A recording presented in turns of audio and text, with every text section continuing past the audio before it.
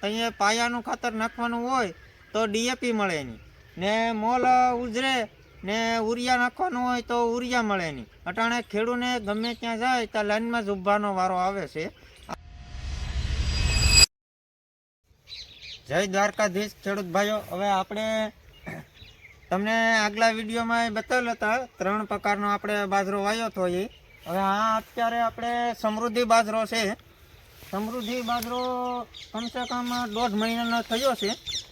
એમાં આપણે એક દાણા ખાતરનો છંટકાવ કરે અને જંતુનાશક દવા પણ છાંટેલ છે ને પાણી પાયેલ છે. આ અટાણે સમૃદ્ધિ બાજરો 1.5 મહિનાનો છે. અને આપણે બીજી 2 બાજરી આપણે બતાવવાના છે, કારણ કે આગલા વિડીયોમાં આપણે બતાવેલ હતી. તો આમાં અત્યારે કાંઈ જંતુ તો બહુ નથી. ખાતરની હિસાબે અમુક ઝીણું ખાતર હતું એટલે ખાતરની હિસાબે અમુક પાંદડા બેળ્યા. બીજો કાંઈ તો આમાં પ્રોબ્લેમ નથી અટાણે. ને થોડોક ઝાકળ પડ્યો એટલે ઝાકળની હિસાબે મોગરા યેલની શક્યતા રહી. તો હવે આપણે આ સમૃદ્ધિ બાજરો છે, આપણે એકતામાં જવાના છે અને પાયાનેરમાં જવાના છે તમને બતાવવા. તો અમારો વિડીયો સારો લાગે તો સબસ્ક્રાઈબ કરવાનું ભૂલતા નહીં અને શેર કરવાનું ભૂલતા નહીં. જાય છે એકતા બાજરામાં.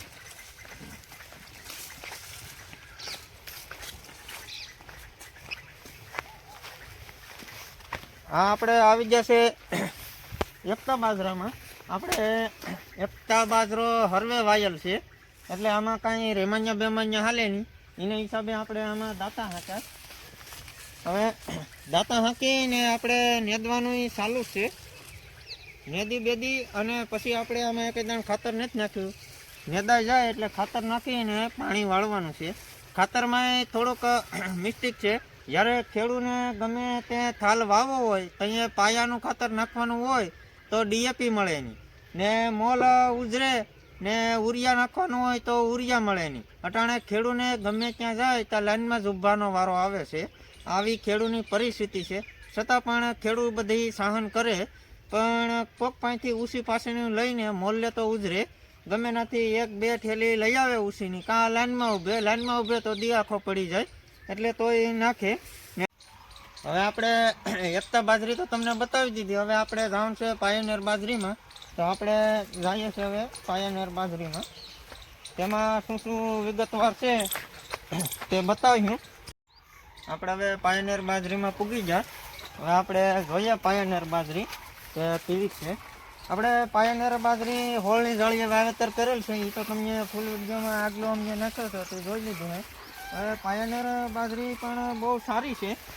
આપણે ગોઠણની માથે વજી અત્યારે એકેય દાણ આપણે ખાતરના છંટકાવમાં કરેલ નથી અને દવા પણ એકેય દાણ છંટકાવ અવસ્થા કરેલ નથી, કારણ કે કાંઈ જંતુ નથી.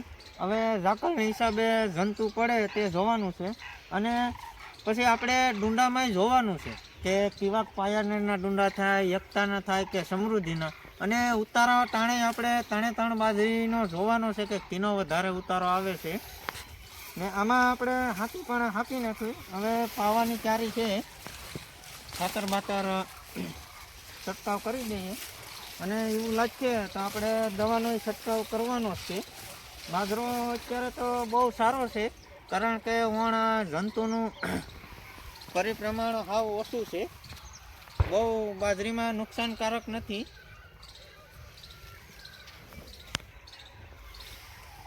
તો આપણે પાયોનિયરમાં ફૂટાઈ બહુ સારી છે.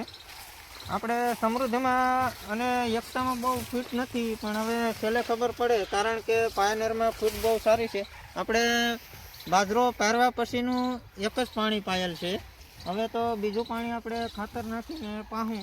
હવે ખાતર નાખીને પાણી પાહું ત્યાં તો બાજરો બહુ વધશે, કારણ કે આને એક દાણ ખાતર તો વસ્તુ આપી નથી. ત્યાં ગોઠણની ઉપર વધ્યો છે તો ખાતર દેવું ત્યાં કાં જાહે બાજરો. એટલે આપણે બાજરો 4 પાણીમાં પાકી જાહે પાયાને. આપણે વધારે પાણી પાવાની નથી, કારણ કે ઝાકળ પડે તો પછી રાતડ આવવાનું કરે બાજરામાં, તો એ દાંડરમાં ને બધીમાં નુકસાન થાય. એટલે આપણે 4 પાણીમાં પાયાનેર બાજરો પકવવાનો છે. તો આ વિડીયો આપણે અહીંયા પૂરો કર્યું. સારો લાગે તો શેર અને સબસ્ક્રાઈબ કરવાનું ભૂલતા નહીં.